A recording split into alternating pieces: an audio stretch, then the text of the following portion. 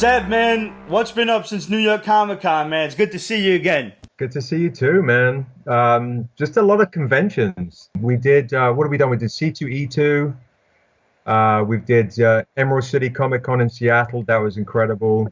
My buddy Terrence, he did the C2E2 booth for us out in Chicago.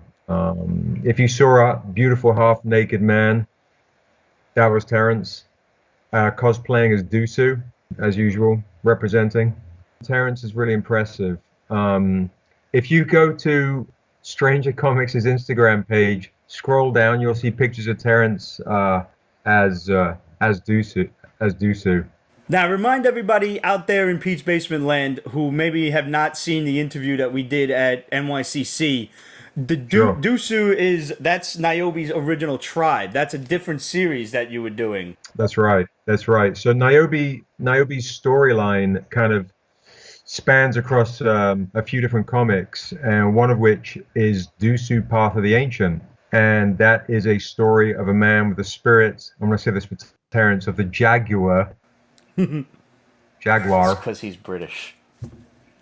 Deep within his soul, or it's actually really the cougar. I know Terrence is mad out there. But anyway, when the ancient spirit of the wolf comes hunting him, he has to risk unleashing his own inner beast and risk destroying the tribe he loves just to save them. And that is Niobe's tribe. She just doesn't know it yet. Now, in Niobe She Is Life, she was actually trying to figure out who she was. She was trying to trace her origins. Right. Niobe's kind of, in She Is Life, is kind of returning to one of the sacred groves among her ancestors to find her faith. And kind of what she finds is kind of like a Beauty and the Beast love story threaded with a bit of murder and mystery that leads to all-out war. So yeah, Niobe's kind of like that cool introduction for folks of all ages to kind of get immersed into Niobe's world and Niobe's story. Whereas Dusu's a bit more of a hardcore savage tale, and The Untamed is a lot more brutal. That's kind of like a spaghetti western dark fantasy tale. And you've had a pretty great reception with Niobe so far. I have to say, just from doing the interview at your booth back at NYCC, I watched more people come up to the booth than I'd ever seen in any other, for lack of a better term, indie comics booth that we've ever done an interview at. Mm-hmm. They were constantly back and forth. There's oh, hold on, dude, go talk to the people who want to know about the comic, and we can always finish the interview. So thank you. There's been a very warm reception to this character. How did you come up with it in the first place? Tell everybody. Well, it was 30 years ago now. I've been creating this world for 30 years, and I think it was. I just read a lot of fantasy, I was a huge comic head, a huge fantasy head, read, Lord of the Rings, just all that good stuff. And I think I kind of romanticized about a character who was mixed like me, that could take on my own insecurities, could take on the weight of the world on her shoulders.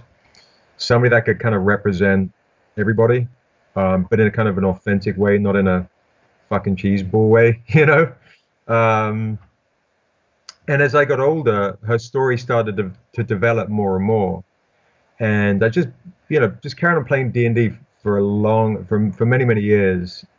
And then when I started writing stories in comics, I ran a record label for about a decade, putting out hardcore old school jazz and hip hop and rare blues and old soul, but I still played D&D and live action role played, hardcore geek shit, running around in the forest in local creeks and canyons with rubber swords. And yeah, I was hardcore LARP. Hardcore. That's awesome. I admit, no. I've always wanted to get into it, but I'm afraid because I know me. Mm-hmm. Yeah, I would never come back to reality. He'll kill me. Oh yeah. I would just this is why I can't play those open world role playing games, because I would. Oh yeah, you're telling me I could just exist in this world with knights and dragons? I'll never come back. Yeah, you'll see me. People will be breaking into my house thinking I'm dead in 3 weeks. I'll have a full beard. It'll be a sack of marshmallows underneath my arm. I'll be passed out. The computer's on my chest. Yeah, no.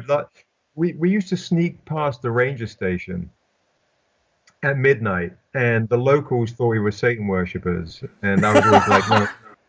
I was like, only on Tuesdays, mate, you know.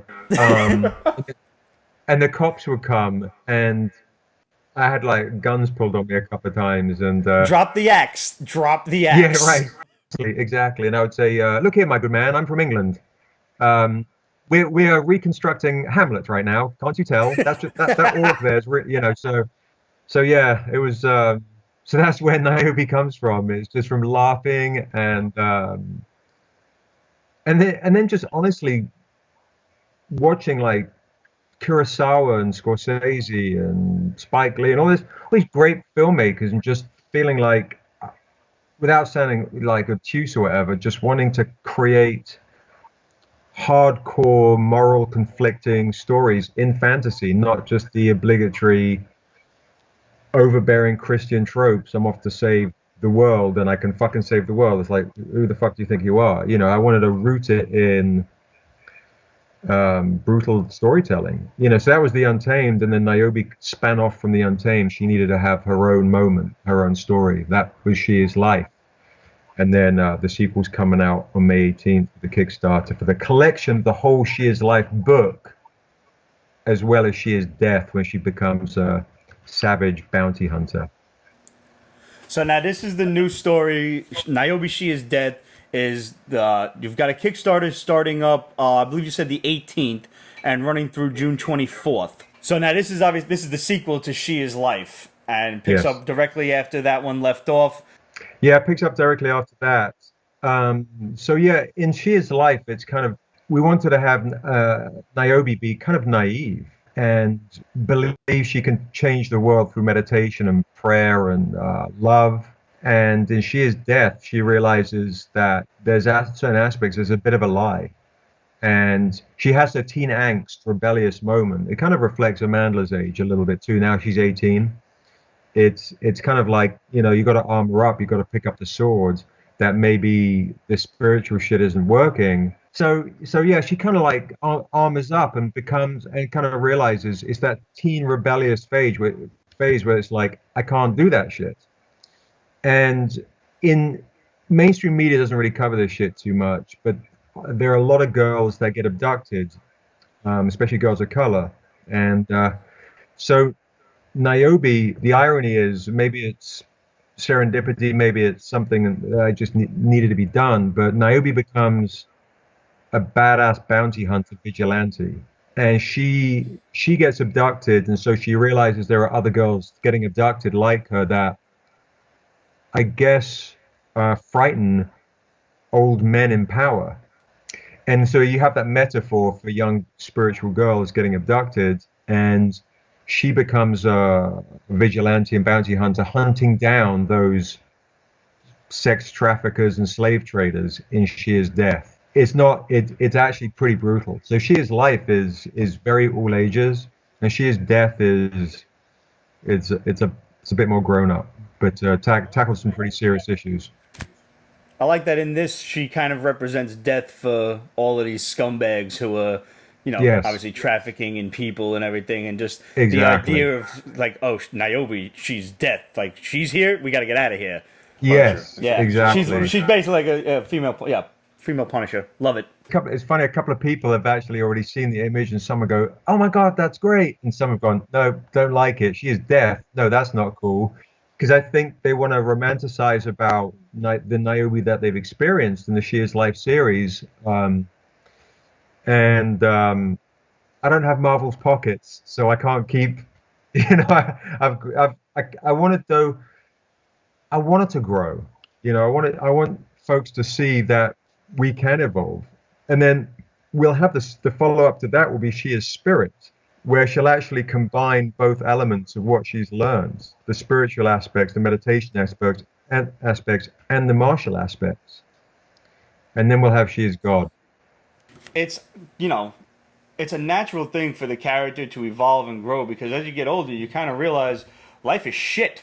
There's a when you're a kid, you think everything is fantastic, and your family and your parents and your friends growing up, and you've got cartoons and stuff like that, and then you grow up and you realize, wow, there's a lot of suckiness going on in the world, and that Right. is naturally going to jade somebody. Yes. It I think She Is Death is probably the natural growth of the character, and people who don't like that, well, you're living in a fantasy world. Sorry, guys. You're Wake right, the right, fuck up right. and turn a A TV real on. fantasy world. Yeah. Yeah. Like, what color's the sky in your world? Because I'd love to join you there. Yeah, But right. alas, Yeah. the rest of us have to stay here. Well, it's cool. So, what kind of cool prizes can people expect in the Kickstarter for She Is Death? You got some cool stuff, man. We got Niobe backpacks, straight 90s hip hop style, you know. You got the Lord of the Rings jewelers, Badali Jewelry. They did an amazing job for the guys for Vampire Hunter D Kickstarter. They've created like this Niobe jewelry line that Niobe rocks in the fourth issue of Niobe Shears Life. We've got it in bronze and sterling silver, and then we're going to even have a limited signature gold edition. Earrings, chokers. I know the girls like chokers, so we're rocking a few different jewelry pieces. Original art. We got like. So here's one thing that you guys might like out there. So Jay Lee, who does Wolverine and Humans: The Dark Tower, he's doing special edition covers, and one of the rewards is you can get on a Jay Lee cover. So basically, there's an image of Niobe as a Jedi-looking badass motherfucker, right? And there are severed heads on spikes. You can be one of those severed heads on a spike on a Jay Lee cover. That will be one of 100 comics out there. Pete's doing it. I'm in. Oh, man. Yeah, I've always wanted to be a severed head. Pete's gonna be all 7. It's locked in already, man. That's awesome, man. it's pretty crazy. And then you can even own the original penciled art of Jay Lee cover. That's limited to one. It's crazy. So That's clearly probably out of our price range. Yeah. Yeah. it's a little that one's probably the most expensive, but but Be a Severed Head it's kind of ill, dude. It's crazy. So we've got that. We've got other kind of early editions. Hyung Taek Nam, who does The Last of Us and Uncharted 4, he's doing original sketches in Niobe hardcover collected editions, as well as Ashley A. Woods, who does the beautiful illustrations for She Is Life, Daryl May, who does the layouts and concept art for all Stranger's comics and stuff. He's going to be doing stuff too. There's some great stuff in there. That's awesome, man. So the Kickstarter starts up next week on the 18th. 18th. And we'll be sharing it, guys, on our Facebook page, and we'll obviously post about it on our Instagram, but Instagram still hasn't figured out how to make the links through the description, which really kind of annoys me. Like, Yeah. get to the If you 21st guys go century already. to bit.ly/NiobeKS, you can see it. You can see the preview for the video right now and see the rewards that you want to get. Because some of those you want to jump on early, because we're going to have early bird specials as well for discounts on the books. And if people go to Stranger Comics' Instagram or Facebook or on our website, the links are all over the place. Well, and guys, just so you know, that's at Stranger Comics, all spelled out, no underscores or anything like that, and Facebook.com/Stranger Comics. And they've got plenty of stuff out there. As you know, Ramon and I were raving about Vampire Hunter D. Well, Thank you. I mean, I was particularly raving about it. I don't know if you were quite as obsessed with the anime as I was. No, I mean I own them, but no. Yeah, I kind of like wanted to be a vampire at that point. Fan? Suck 'em. Yeah, well, I wear that moniker with pride, sir. Just so you know. So, Seb, man, I wish you the best of luck with the Thank you. Kickstarter. I'm sure it's going to be an immense success for you guys, because I know Niobe is very well known and very popular. Thank you, guys. There is one more thing that I do want to bring up. Yes, sir. I heard you do a fantastic American accent. Oh, you're bro. funny. All right, so here goes. All No, right. I'm a shithead, and people just think I'm funny. So here goes. So this is Sebastian Jones. I'm rocking it with Pete at Pete's Basement, coming straight to you live from Oregon. Oh Jesus. That was usually I'm more like I was going to start sounding Australian. G'day, mate. It's terrible. Yeah, I'm pretty dreadful.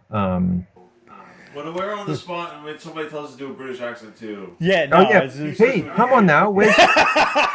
That's perfect. I want you to practice sounding like me for the next interview. Oh, Jesus. Straight Brooklyn, man. Yeah, just straight Brooklyn. Just remember that the key is to Yeah. take however many words there are in the sentence and just make it one whole word. That's really the key. And if you want to add a little extra flavor, Somebody wants you to do British now. 33. Someone wants me to do British now. I mean, the fortunate thing is that Seb actually sounds like a very good friend of mine named James, who is currently backpacking through Asia. This is about the best I can do. That's I don't know, actually how's that? How do I do? infinitely better than mine, honestly. Infinitely better.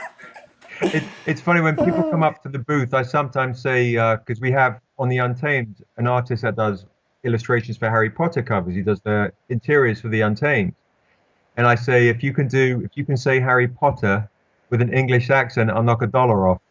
And usually most people run, but yeah. So yeah, good man. Yeah. Potter. Oh man, that's great. Seb, wait, I can't. I'm out of scotch. Hold on now. Yes, Ramon, it's going to be one of those episodes. Try Pete's editing. You don't know, man. All right. Seb, guys. man, thank you for being with us. Thanks very and much. Again, I wish you the best of luck. Thank you. Bye guys. Cheerio. Have a good one, buddy. You too. Cheers.